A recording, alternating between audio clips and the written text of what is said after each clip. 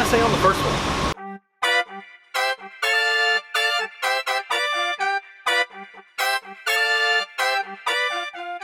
Welcome to another episode of Mondays Without Milt.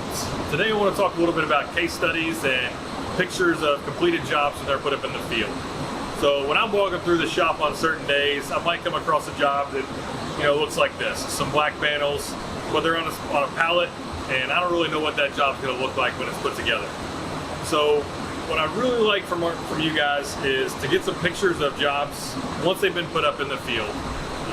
It really helps us in some of our marketing, lets us do case studies that highlight your company and the work that you did, and it just really helps us show up our product. So let's take a look at what I'd really like to see from you guys.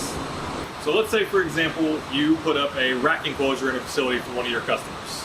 Here's an example of a blue one that we have in our facility.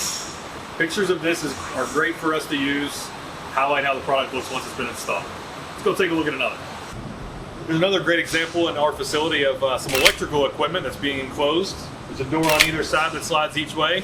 Just another great example, small example, of how our products can be used in a facility. We'd love to see pictures of them if you have them. Let's go take a look at another. All right, guardrails, another product we offer here at WireCrafters. Very easy to install, easy to sell. You can see here we've got a little bit in front of some restrooms out in our building expansion.